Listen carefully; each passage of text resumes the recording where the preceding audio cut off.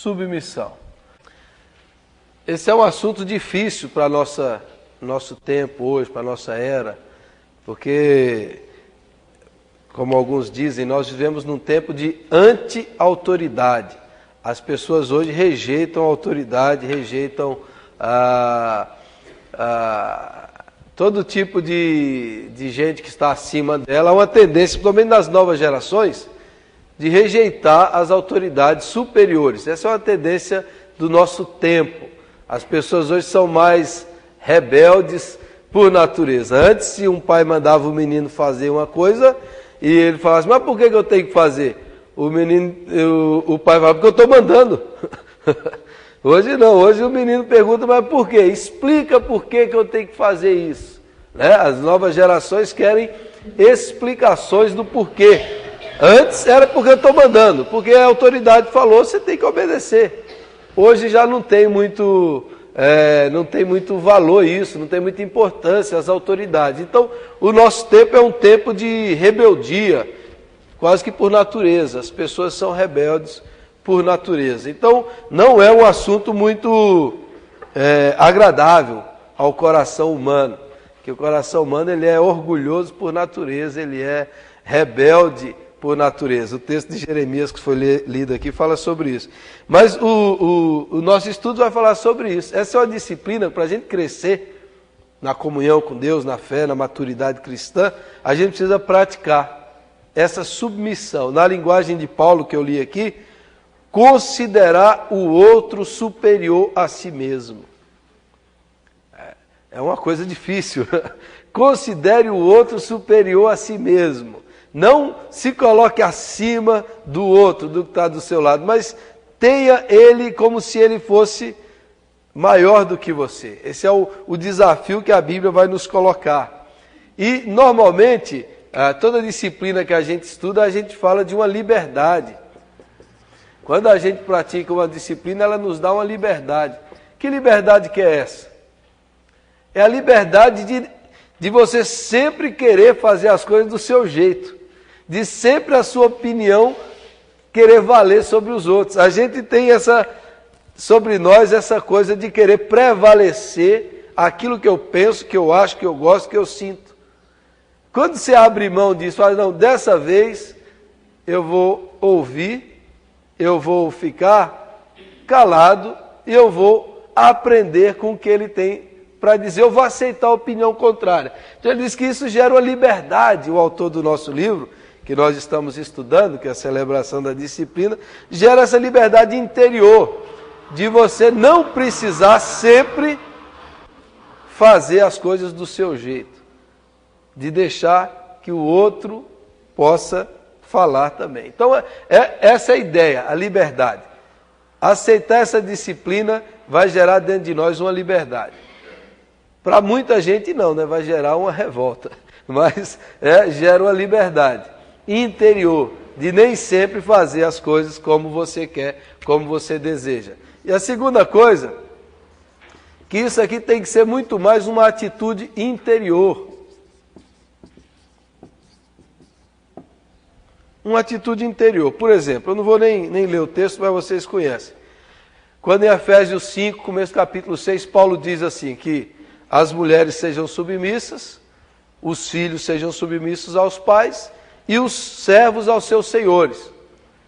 Ao falar isso, Paulo está dizendo que naquele tempo era natural isso daí, era comum, era obrigação. Mas agora Paulo escreve dizendo que eles devem fazer isso com o coração. Não porque é obrigado, mas no interior deles eles têm que fazer isso. Então Paulo está dizendo que não adianta você exteriormente se submeter. O que Deus quer é uma atitude interior de submissão. É uma aceitação interior de que você deve se submeter, porque é isso que Deus deseja, é isso que Deus quer, é isso que Deus manda. Então Paulo nos chama, a Bíblia nos chama, para que a gente faça isso de maneira do fundo do coração. A gente vai ser submisso do fundo do coração. Não porque ele é meu patrão, eu vou me obedecer, mas por dentro eu fico xingando ele, né? Ele é meu patrão, eu faço aqui, mas ele é um e fica xingando. Então não está interiormente. Não é interior, essa é a ideia. Então o filho que faz o que o pai manda, ele fica falando lá, mas fica resmungando, fica murmurando, fica reclamando. A Bíblia nos chama para ter uma atitude interior.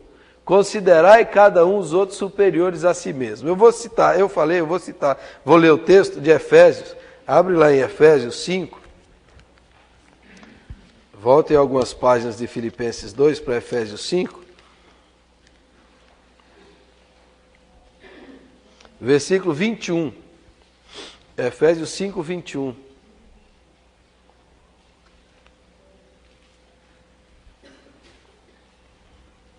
Ele diz assim, esse é um contexto aqui de Espírito Santo, plenitude do Espírito. Efésios 5, 21, ele diz assim, sujeitando-vos uns aos outros no temor de Cristo. Sujeitando-vos uns aos outros. Se sujeite. Aí o texto continua. Na Bíblia, a Bíblia foi escrita, ela não tinha subtítulo, certo? Então o original seria mais ou menos assim. Sujeitando-vos uns aos outros no temor de Cristo. Verso 22. As mulheres ao seu próprio marido como ao Senhor. Ou seja, eles sejam submissas aí, foi acrescentado, porque eles fizeram a subdivisão. A ideia é essa. Nessa sujeição mútua, as mulheres sejam ao seu marido. Aí no capítulo 6, filhos aos vossos pais. Aí no versículo 5, servos, o vosso Senhor. Quer dizer, a ideia é que seja uma coisa interior, mas mais do que isso, no verso 21, que é o versículo chave, é que haja uma mútua sujeição. Na sociedade de Paulo, que existia tudo isso, na nossa também existe, Paulo chama para que seja uma atitude interior do filho, da mulher, do empregado. Mas que também o marido, o pai e o patrão trate o outro com respeito e consideração, nessa mútua subordinação e sujeição. Paulo chama a interiorização dessa atitude, a submissão é a atitude interior. Sujeitai-vos uns aos outros no temor de Cristo. Considere cada um o outro superior a si mesmo. Tenham em vós o mesmo sentimento que houve também em Cristo Jesus. Ele, sendo igual a Deus, se esvaziou da sua autoridade e do seu poder, se humilhou e desceu e se fez servo, e aceitou a morte de cruz. Essa é a atitude para nós, considerar o outro superior a nós mesmos. É a atitude interior do coração. Se libertar da pressão de você sempre fazer do seu jeito. Segundo, ter essa atitude no coração. Olhar para o outro, olhar para o próximo, olhar para outra pessoa e considerar ela superior a si mesma, né? Eu estava dizendo que o ser humano, a tendência do ser humano é achar que tudo gira em redor dele, né? Tudo gira ao redor do seu umbigo. E eu dizia que, e tem uma frase que eu acho muito legal, diz assim que das mais de 6 bilhões de pessoas que existem no mundo, com uma única exceção, o mundo é formado de outros. Você sabia disso ou não? Só tem uma exceção, o resto é os outros. Quer dizer, existem tantos outros aí, você é mais um. E a ideia bíblica é essa sujeição, essa submissão ao outro, essa atitude do coração que aceita isso. E você fala assim, mas isso é difícil. É muito difícil. Vamos abrir outro texto bíblico aqui, que é Marcos capítulo 8, verso 34. 8:34. Marcos 8:34.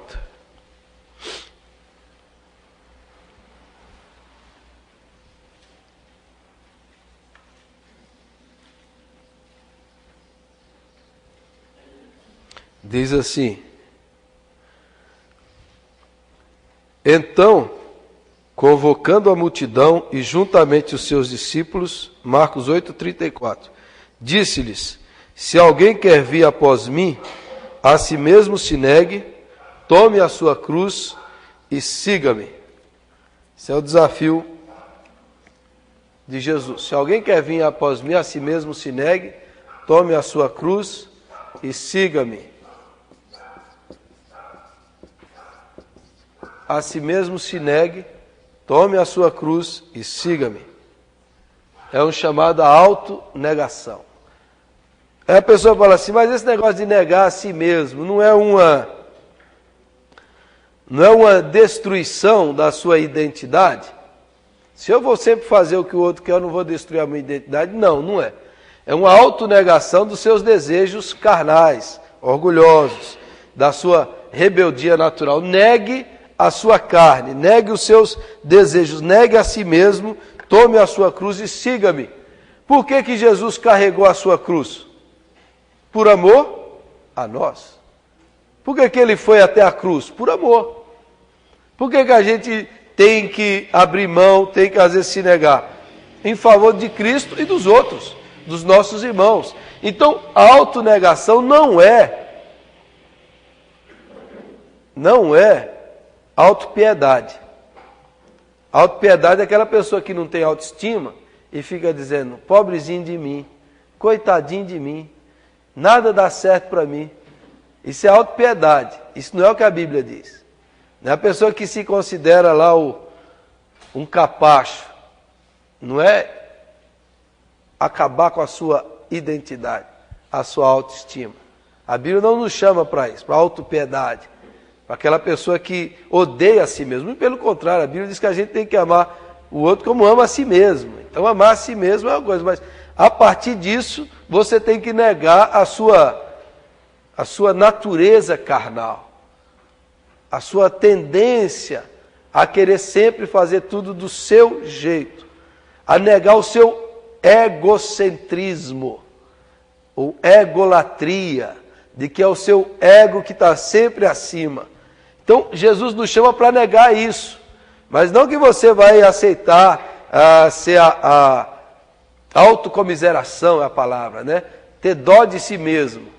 Coitadinho de mim, ninguém me ama, ninguém liga para mim, eu sou assim mesmo, eu não tenho valor. Não, a Bíblia diz que nós temos um grande valor, que é o valor da vida de Jesus que deu por nós. Então nós temos um grande valor pelo amor de Deus, por causa do amor de Deus, Ele nos ama. A autonegação é um chamado para negar essa egolatria,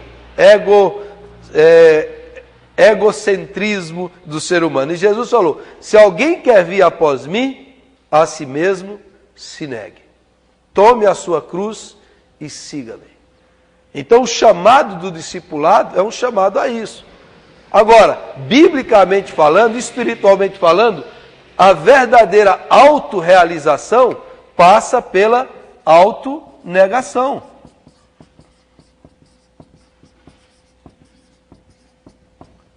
Porque a gente fala assim, mas eu quero me realizar na vida. Mas biblicamente falando, para você se realizar, você precisa se autonegar. Jesus falou, quem quer ganhar a sua vida, perdê-la-á. E quem perder a sua vida por minha causa, achá-la-á. Quanto mais você é fechado, egocêntrico, egoísta, e você prende a vida, mais você perde a vida. Quanto mais você serve, se dá, ama e se doa, mais você ganha a vida. Então, na perspectiva de Deus, a realização vem com a autonegação. Quando você se entrega, se submete, serve, se doa, aí que você acha a verdadeira vida. E quando você agarra a vida ali e fala, não, é tudo meu, é só eu, você perde a verdadeira vida. Então, na perspectiva divina, bíblica, de Deus, a autorrealização vem com a autonegação. Esse é o ensino de Deus para nós. Agora, o nosso mundo é assim. Faça do seu jeito, faça como você quer, não ligue se o outro tem isso, o importante é você ser feliz, né? O mundo trabalha com isso aí, eu tenho que satisfazer o que eu gosto, o que eu quero, o que eu desejo, os outros que se explodam, eu é que vale. E aí a pessoa fica com esse ego desse tamanho, só pensa nela, só busca as coisas dela e não se interessa por mais ninguém, onde até os amores familiares, né? O amor familiar está se desgastando, até dentro da família, já não há mais uma preocupação mútua, e a pessoa se vê como centro.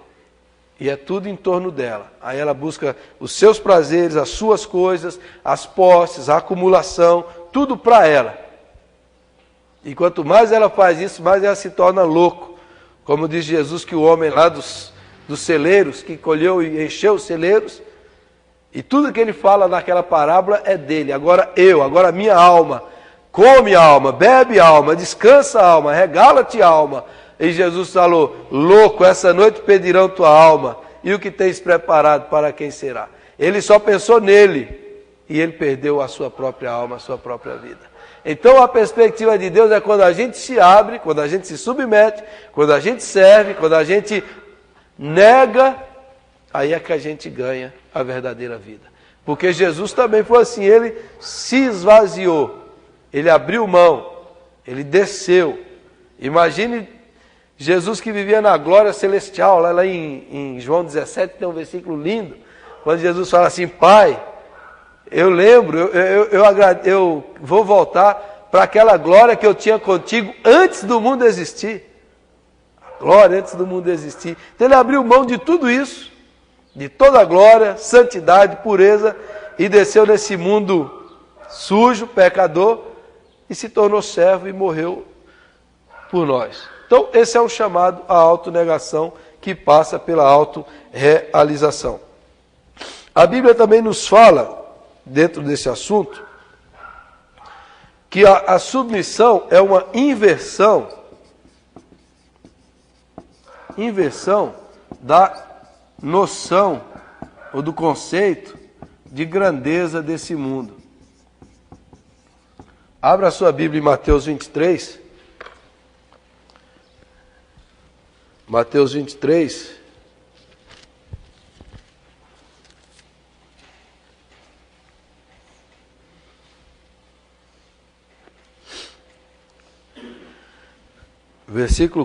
Versículo 5, Mateus 23, verso 5. Diz assim, falando sobre os fariseus, Mateus 23. Praticam, porém, todas as suas obras com o fim de serem vistos dos homens, pois alargam os seus filactérios e alongam as suas franjas. Amam o primeiro lugar nos banquetes e as primeiras cadeiras nas sinagogas, as saudações nas praças e os serem chamados mestres pelos homens. Vós, porém, não sereis chamados mestres, porque um só é vosso mestre, e vós todos sois irmãos. A ninguém sobre a terra chameis vosso Pai, porque só um é vosso Pai, aquele que está nos céus. Nem sereis chamados guias, porque um só é vosso guia, o Cristo. Mas o maior dentre vós será vosso servo. Quem a si mesmo se exaltar, será humilhado. E quem a si mesmo se humilhar, será exaltado. A noção bíblica, a noção de Jesus de grandeza, muda. Ele está condenando os religiosos. Os religiosos buscam os primeiros lugares, serem chamados mestres, guias, senhores, gostam desses títulos. Jesus fala, no meio de vocês não é assim. No meio de vocês não pode ser assim. O maior de vocês é o que serve. Semana que vem nós vamos falar sobre o serviço. O maior é aquele que se submete. Não entre nessa coisa, não queira ser chamado de guia, de mestre, de senhor, disso, daquilo outro. Não faça nada disso. Seja o que serve, o que se humilha. Aquele que serve os outros, aquele que se humilha, não aquele que se exalta, pois o que se exalta será humilhado. Humilhado. Aí você vê hoje que os religiosos é que tem, continua no mesmo estilo fariseu, gosta de títulos, de pompa, disso, de ter diferenciação, de estar acima dos outros. Jesus falou, não entre nessa. A grandeza no reino de Deus é diferente. A grandeza não passa por aquele que quer o estrelato, que quer estar lá em cima. A grandeza é daquele que se humilha. A grandeza da perspectiva do reino de Deus é diferente da grandeza desse mundo.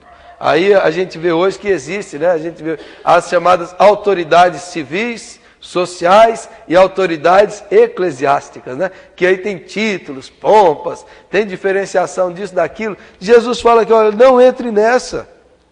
Não entre nessa. Não entre nessa de querer o primeiro lugar, de estar lá. Não entre nessa. Não entre nessa de querer ser chamado de mestre, de querer ser chamado de pai, de guia, de papa. Não entre nessa. Um só é vosso guia e vosso mestre. Vocês são todos iguais. Iguais.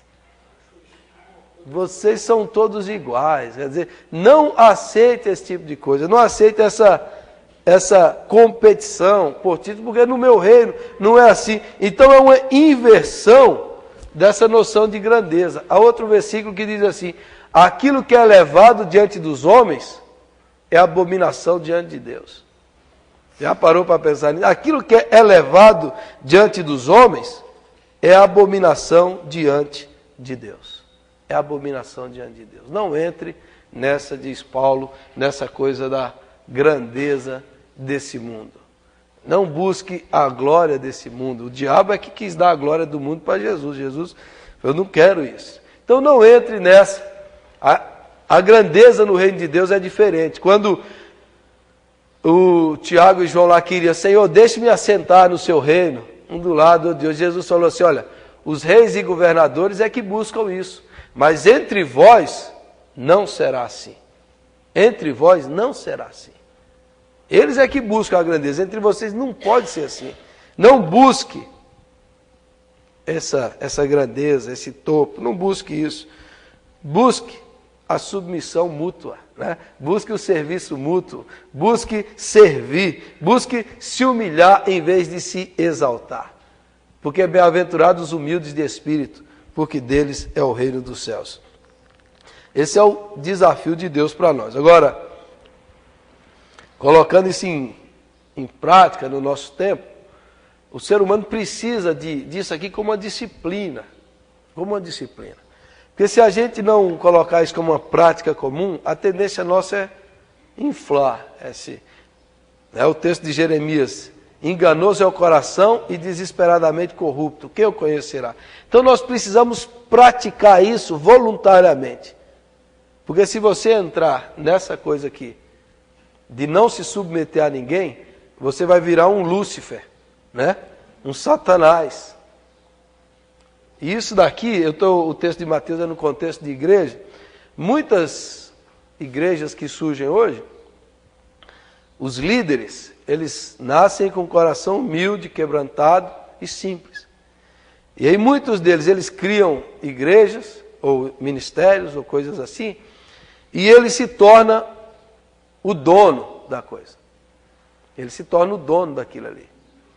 E aí, se ele não se submeter a ninguém, a tendência é que com o tempo ele vai se luciferiando. Ele vai se tornando igual Lúcifer. Porque Lúcifer, lá de Mateus, ele era bonito, né? Era a estrela linda, das mais belas criaturas, mas a soberba entrou no coração dele. Então, muitos ministérios cristãos, evangélicos, ele vai, porque ele não se submete a ninguém. Ele não presta contas a ninguém. E muito pelo contrário, as pessoas à sua volta só o elogiam, só o paparicam, só o incensam. E aí a pessoa vai se inchando e achando: não, realmente, eu sou especial, eu sou diferente, eu estou acima dos outros. E aí a síndrome de Lúcifer vai entrando no coração da pessoa por causa da falta de submissão. Então é muito perigoso, em qualquer área da vida, a pessoa ter poder. Qualquer área da vida. Se ele tem poder, ele já começa a lidar com o poder é um problema, né?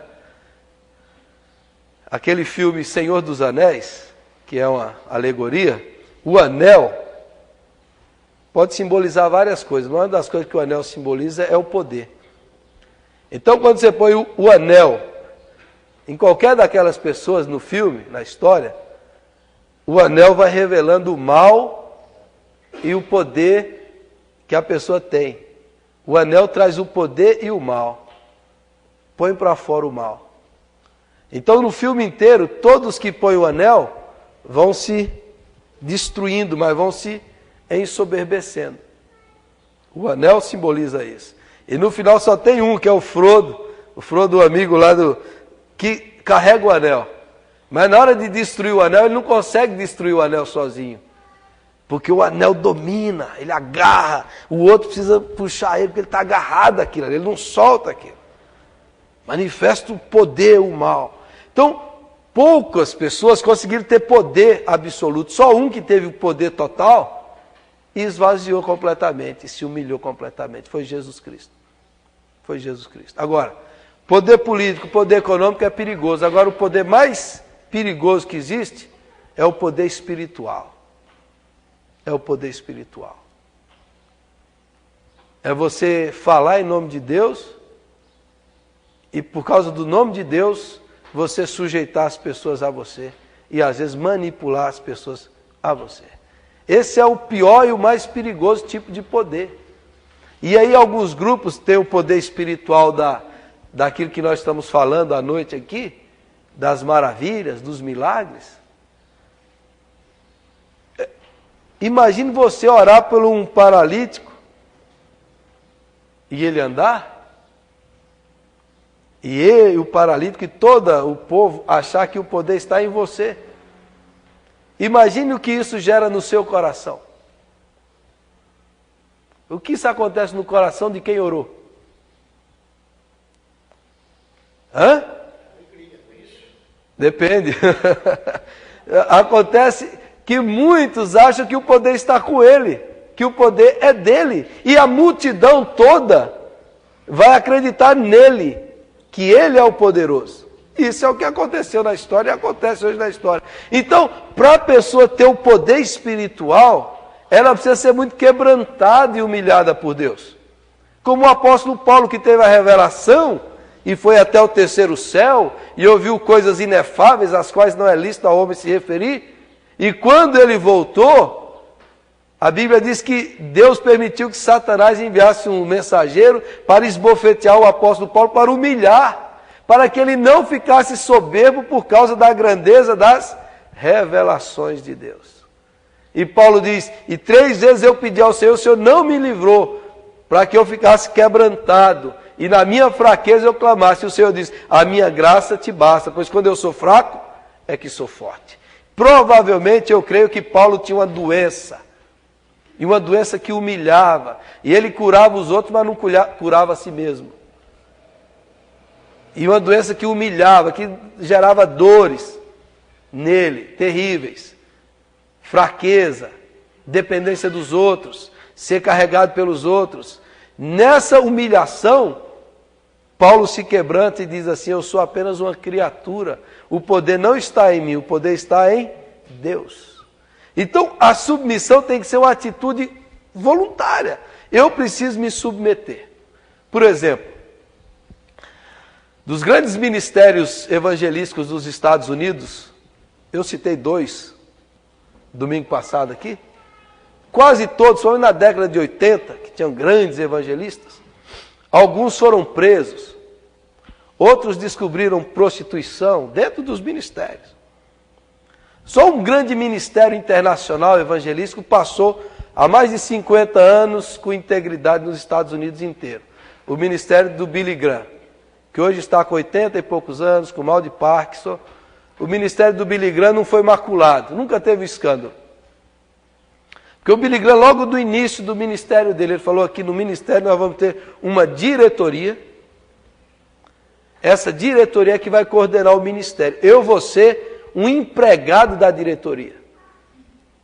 E eu vou ter um salário da diretoria. E eu vou me submeter à diretoria. Os outros ministérios, é o ministério do presidente tal, é o presidente. Normalmente a tesoureira é a mulher do presidente, ou filho. Ele forma aquilo um clã e ele começa a se engrandecer. Se engrandecer. Não aceita crítica, não aceita repreensão, não aceita nada de ninguém. E aí vai se tornando assim. Começou no espírito o ministério. Homem de Deus, de repente ele se torna soberbo. Soberbo. E começa amealhar o dinheiro só para ele, só para ele, só para ele. Eu posso dizer dezenas de nomes aqui para vocês. E eu posso até provar o que eu estou falando, você entendeu? Eu posso até provar. Tinha um que foi preso nos Estados Unidos, só alguns anos. Na cadeia ele se arrependeu da teologia da prosperidade, se arrependeu de tudo aquilo. Ele vivia numa mansão luxuosa, a esposa dele tinha um cachorro, a casinha do cachorro dela tinha ar-condicionado. Tinha ar-condicionado. Milhões e milhões de dólares. Lá nos Estados Unidos tinha a Disneylândia evangélica, né, que era um parque temático só para crente. Eles que mandaram. Então, e aí começa, porque ele acha que está lá em cima. Está lá em cima. No Brasil, um evangelista que foi muito usado na década de 50, causou muita coisa no Brasil, primeiro pastor que saiu na capa da revista Veja, o Manuel de Melo. Manuel de Melo, Deus fez milagres maravilhosos através da vida dele. Só que chegou um tempo que ele chegava no estádio, o estádio inteiro começava a gritar o nome dele. Gritava o nome dele. Você não sabe o que é o estádio gritar o seu nome, cara. Você não sabe o que é o povo vir atrás de você para pegar em você. Você não sabe o quanto isso é perigoso. As pessoas querendo tocar em você, tocar de você sai poder, de você sai isso. E aí, imagine se ele aceita crítica, repreensão, ele é o semideus, ele é o representante de Deus na terra. Ele é o canal do poder. O que aconteceu com Manuel de Melo? Depois de alguns anos, a igreja que ele fundou, a diretoria teve que afastá-lo. Porque ele achava, como ele era Deus na terra, representante de Deus, ele podia fazer o que ele quisesse. Então tinha culto que ele terminava o culto e falava, irmã, hoje eu vou dormir com você. Pois é. E o povo ainda o idolatrava. Tiveram que afastá-lo. Ele teve um dom, um poder espiritual, mas ele não se submeteu. Você precisa, todo mundo precisa se submeter voluntariamente. Precisa de submissão. Precisa de submissão. Se não fizer isso, em todas as áreas da vida. Nós estamos numa eleição agora. Qual é a grande preocupação minha e de todos que pensam? Precisa orar. Que todo poder político sem oposição numa democracia é muito perigoso. Há a tendência do totalitarismo, do absolutismo, do silenciar os contrários, que o nosso governo já tentou várias vezes limitar a imprensa. Então, à medida que o povo dá um poder para um homem de 80% de aprovação, 85%, 90%, isso é muito perigoso. Isso é muito perigoso. Política e político, irmãos, é igual fralda de bebê. Você precisa trocar periodicamente pela mesma razão. Você precisa estar sempre trocando, senão vai fazer a mesma coisa que o bebê faz. Você entendeu? Toda perpetuação de poder é perigosíssima, perigosíssima. Porque todo ser humano é qualquer um. Pode ser quem for. Se ele está no poder, ele precisa de oposição. Agora, na igreja, ele não precisa de oposição. Na igreja, ele precisa de correção, de prestação de contas. Na igreja, precisa de submissão mútua. Não é aquela oposição, mas é se submeter à palavra, à crítica. Na igreja é assim. Agora, no poder público, político, precisa de trocas periódicas, senão a perpetuação de poder. Perpetua o poder, ele monta na máquina do Estado e começa a sugar o Estado. E aí vai drenando a riqueza do Estado. Como aconteceu na Venezuela, em Cuba, nos países comunistas. É só olhar para a história. A perpetuação de poder gera isso. Então você precisa mudar. Porque se você não se submeter, o coração humano tem a tendência de Lúcifer. Nós somos muito parecidos com o diabo. O ser humano é muito parecido com o diabo. Então, se ele não se submeter, ele vai. Então, por exemplo, o sistema da igreja presbiteriana é um sistema que é bom. Às vezes a gente fala assim, mas é lento. É lento, isso é verdade. Porque se um só mandasse, era tudo mais rápido. Nessas igrejas que tem um só que manda, tudo é muito rápido. No nosso sistema não, é tudo mais lento, mas é mais transparente e evita-se a soberba. Então, se o pastor tem que ouvir o conselho, prestar contas para o conselho tem que prestar contas para a igreja, que é um sistema representativo de governo, é um sistema representativo. Os membros elegem o conselho representa o povo e o conselho leva a voz do povo. O pastor pastoreia e serve, mas o pastor presta contas de si mesmo para o conselho e para a igreja. Então, isso é importante para todos, para todo o bem, para toda a saúde do pastor, dos presbíteros e da igreja. De vez em quando esse negócio não funciona, né? Muitas vezes não funciona, mas a ideia é sensacional, a ideia é muito boa, é melhor assim do que o sistema episcopal, hierárquico, que o bispo manda, que o bispo determina, e é tudo centralizado no bispo, e não ouve as pessoas, nem há representatividade das pessoas. Então o nosso sistema é um sistema excelente nesse sentido. Às vezes é lento, às vezes as coisas não andam, por causa que é democrático, por causa da representatividade.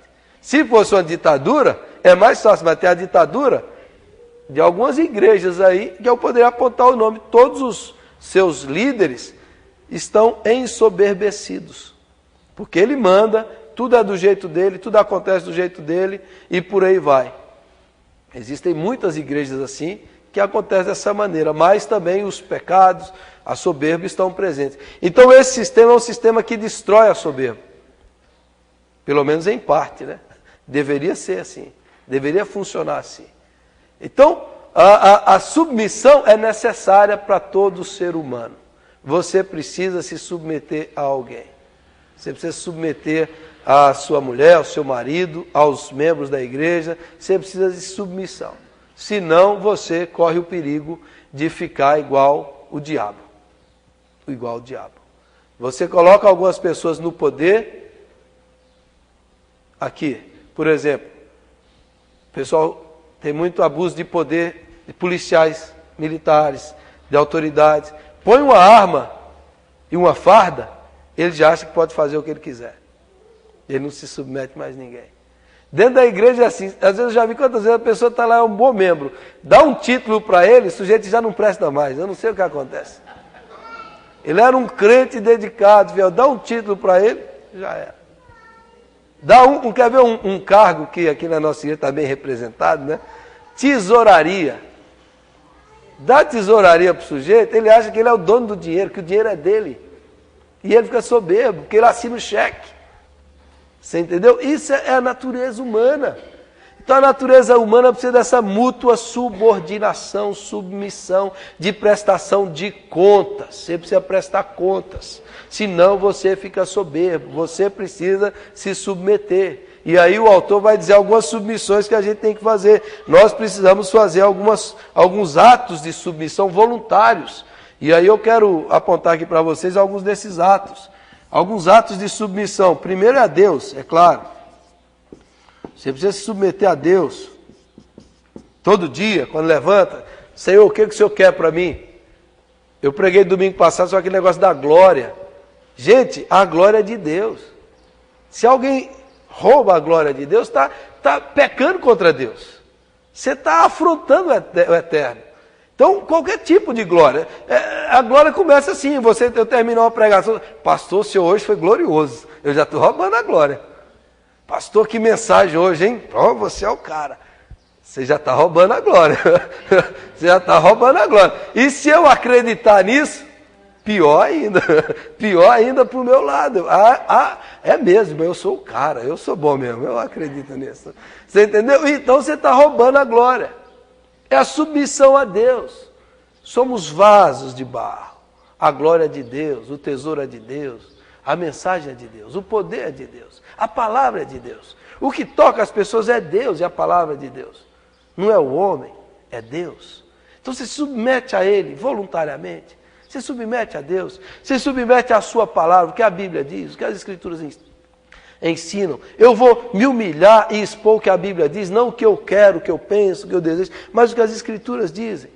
Essa submissão, terceira submissão, submissão à família. Submissão à família. Submeter a sua família. Submissão mútua à esposa, aos filhos, ao marido. O que vocês desejam? Não é apenas o que eu quero, o que eu mando, como eu... É a família em si. Como é que eu vou me submeter? O que a minha família deseja fazer? O que o meu filho quer fazer? Às vezes os pais, só eles mandam, só eles determinam, mas às vezes não ouve o que o seu filho, sua filha, o que eles pensam, o que eles têm para dizer. Então, essa ideia de submissão na família. Da mãe, os filhos, o pai aos filhos, os filhos aos pais. Essa sujeição mútua de ouvir o que eles têm para nos dizer. Ouvir o que eles têm para nos comunicar. Essa submissão. Quarto, submissão aos vizinhos e amigos. Como é que eu posso me submeter ao meu vizinho, ao meu amigo? O que ele está precisando? O que ele precisa? Qual é a necessidade dele? Eu vou me submeter a eles, vou ouvi-lo, vou conversar com eles, vou tentar servi-lo de alguma maneira. Igreja, uns aos outros, a Bíblia fala bastante de uns aos outros, né? Carregai as cargas uns dos outros, sede servos uns dos outros, chorai uns com os outros, amai-vos mutuamente. Então, a submissão à igreja. Tem gente que não gosta de viver em comunidade, porque fala, a igreja, se eu viver na igreja vai dar problema. Mas é isso mesmo, é no problema que a gente vai mudando. É na pessoa diferente que a gente vai se ajustando. É lidando com pessoas diferentes, que às vezes a gente vai crescendo. Então às vezes submete ao irmão, se submete à igreja, por amor à igreja de Jesus, por amor ao Senhor. E nessa submissão à comunidade, a gente cresce na comunhão, cresce na maturidade. Então, submeter a igreja. 6, se submeter os desprezados. Os desprezados desse mundo, os pobres, os marginalizados, os miseráveis, e servi-los, dar-se a eles em amor, entregar-se em favor deles, e aprender com eles no sofrimento, e por aí vai. E por último, se submeter ao mundo.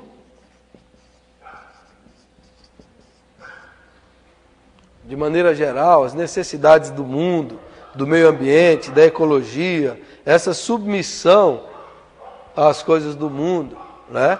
Se submeter a isso daí, é o desafio que nós temos, de fazer essa submissão. Como é que eu posso servir? Como é que eu posso fazer algo em favor deles?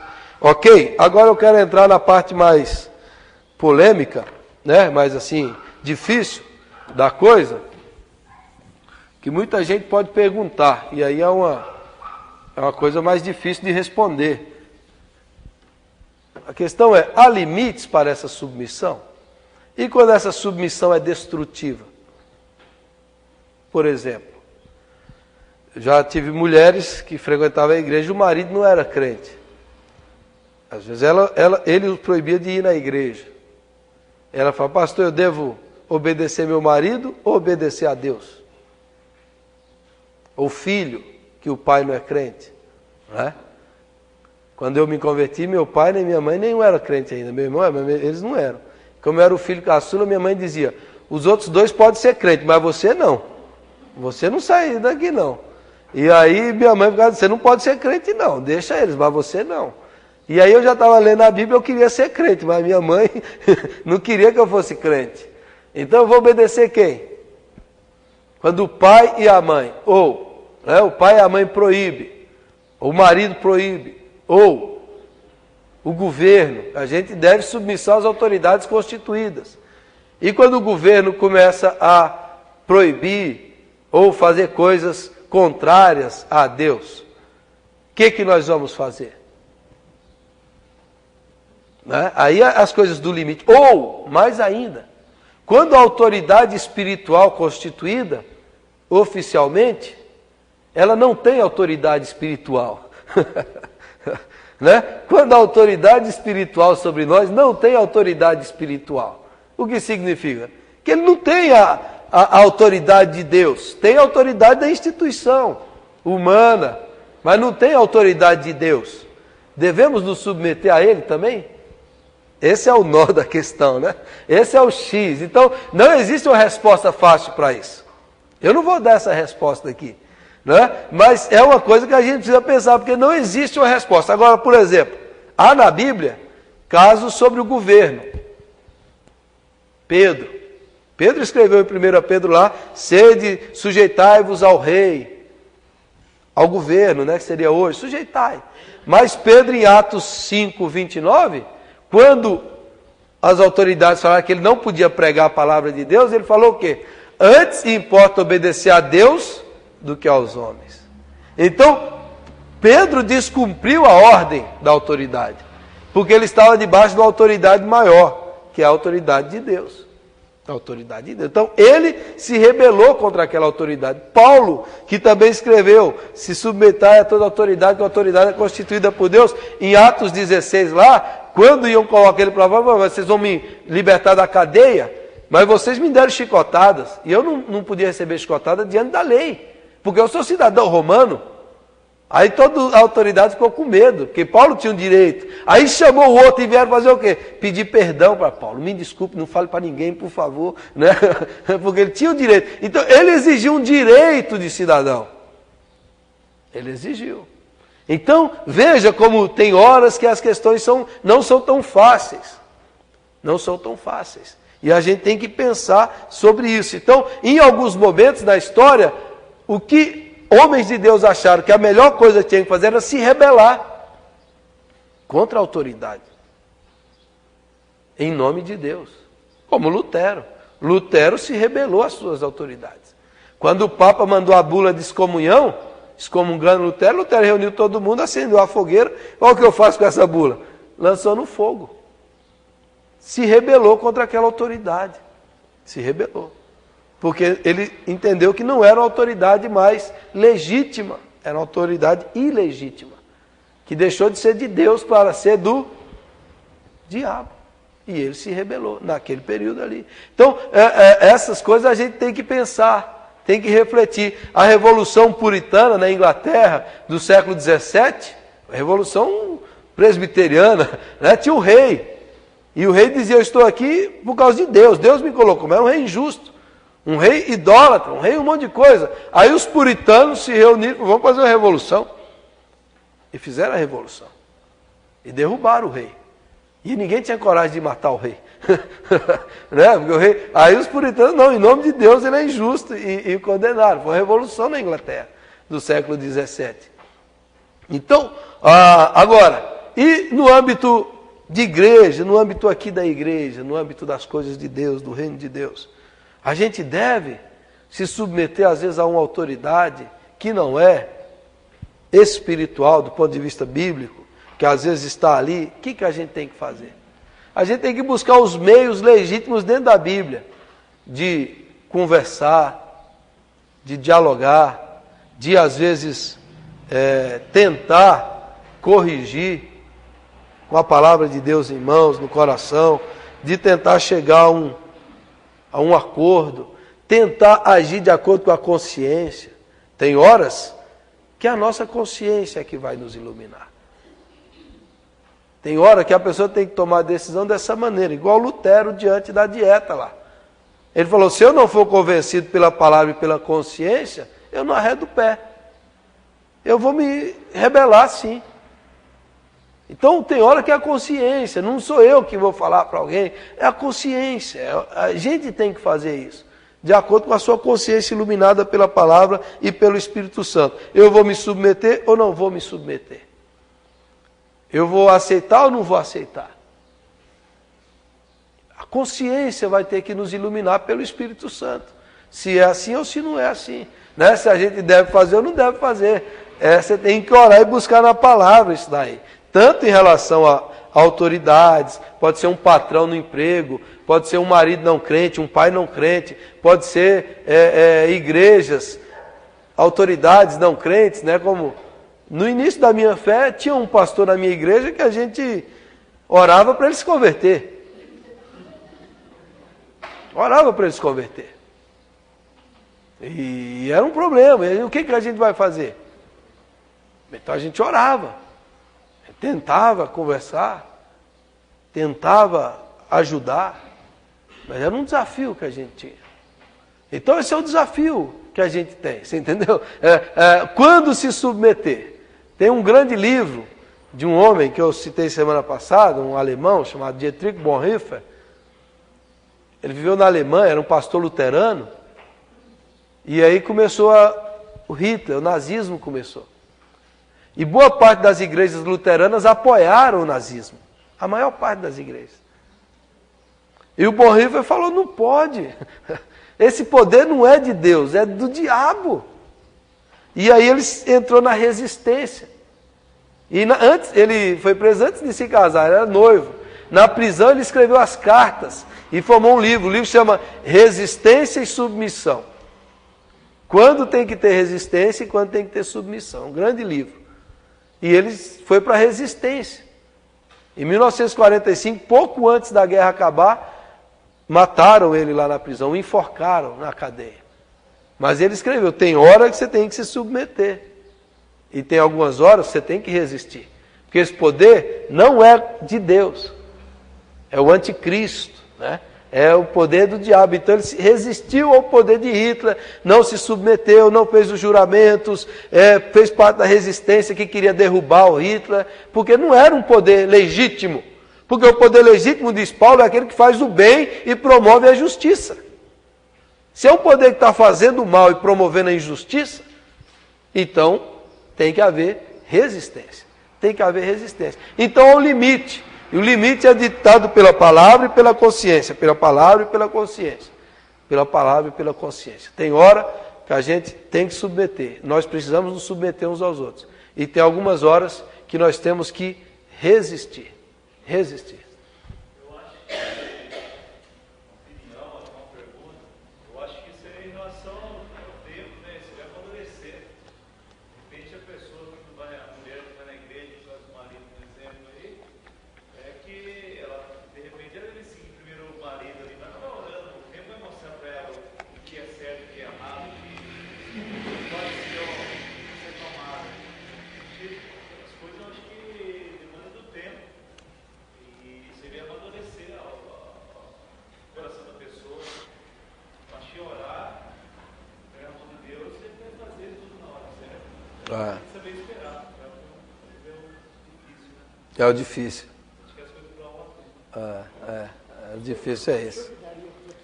Pode falar. Eu gostaria até que todos os irmãos abrissem em Gênesis 6, 5, 6 e 7. Se todos os homens se conscientizassem daquilo que aconteceu com Deus em relação a nós mudaríamos os nossos valores. Nós teríamos outra noção do que são as coisas. Porque a resposta está aí em Gênesis. Vocês vejam. Se Deus se envergonhou de nós, é porque grandes coisas nós não fomos.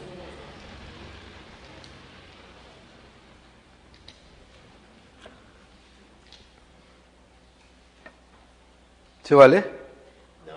Tá. Da maldade do coração do homem.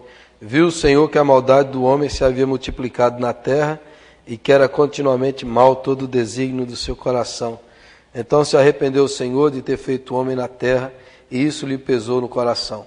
Disse o Senhor, farei desaparecer da face da terra o homem que criei, o homem e o animal, os répteis e as aves dos céus, porque me arrependo de os haver feito, diz o Senhor. A maldade no tempo de Noé. Alguma pergunta a mais, irmãos? Alguma consideração? Eu vi um estudo sobre essa questão da disciplina da submissão. O pastor Wagner Balear, da Batista Boas Novas São Paulo, ele dizia o seguinte: a submissão só existe, falando sobre marido e mulher, debaixo da graça e do temor de Deus. E ele ilustrou muito bem, ele colocou um guarda-chuva na frente, ele chamou um casal que colocou embaixo do guarda-chuva, embaixo da vontade de Deus, E do temor de Cristo. a submissão. Quando nós estudamos esse texto de Efésios 5, aí nós vamos ler, nós vamos ver que aí você não está na autoridade, mas no amor e na responsabilidade. Tanto é que ele começa com submissão, depois ele termina com amor. Então não existe submissão fora do temor de Deus, fora da graça de Deus. Inclusive, quando Paulo escreve esse texto aí, a surpresa não é Paulo falar as mulheres sejam submissas, a surpresa é mandar o homem amar a mulher. Que no tempo bíblico o homem não amava a mulher com aquele amor. O homem rejeitava as mulheres, ela só era usada pelo homem. Então o grande peso é ame a sua mulher, né? Como Cristo amou a igreja, que é o grande desafio, né? Então essa é a ideia realmente da submissão. Aproveitando isso aí, uma vez eu li na internet, no Rio de Janeiro, o pessoal que trabalhava na saúde pública estava preocupado nos postos, nos hospitais públicos, porque muitas mulheres estavam sofriam violência doméstica por causa dos maridos, e elas não denunciavam. E a grande parte dos que não denunciavam eram mulheres crentes, que o marido era crente, batia nela e dizia: você tem que ficar calado e submeter. E se você se rebelar contra, você está rebelando contra Deus. Então as mulheres tinham medo de rebelar contra Deus. E as mulheres, as enfermeiras falavam: olha, a gente fica preocupado, a gente fala para ela denunciar, ela diz que não pode porque Deus não deixa, Deus é contra isso aí. Então é o absurdo aí da coisa, né? Pode falar. Por exemplo, um equívoco é quando Cristo chama uma criança para estar no meio deles. Aí ele coloca o exemplo da criança dentro do reino de Deus, que a criança, ela se submete, a criança ela aceita a ordem, ela aceita ser amada, né? E ao mesmo tempo é uma coisa que a criança você não consegue fingir amor para a criança. A única coisa que a criança consegue, você pode enganar a criança em todos os meios, mas no amor a criança não é enganada. A criança sabe quando ela está sendo amada ou não. Então, também é um procedimento cristão. E isso daí é uma das inversões da fé, né? Jesus colocou como exemplo e exaltou os fracos, os que não tinham valor, que é a criança, mulheres. Jesus colocou como um padrão no reino, que naquele tempo não tinha voz nem vez, né? E Jesus exaltou. Na sua opinião, com todo carinho, o senhor achou que o Pedro estava certo? Quem? Claro, nós estamos aqui seguindo ele, não? Nós estamos seguindo. Se ele não tivesse feito aquilo, a gente não estava hoje aqui, né? Mais alguma pergunta sobre essa coisa da resistência, da submissão? Tudo claro aí? Alguém ficou com dúvida? Ficou com dúvida aí, Zacarias? Alguém tem alguma questão para falar, para perguntar? Tudo claro.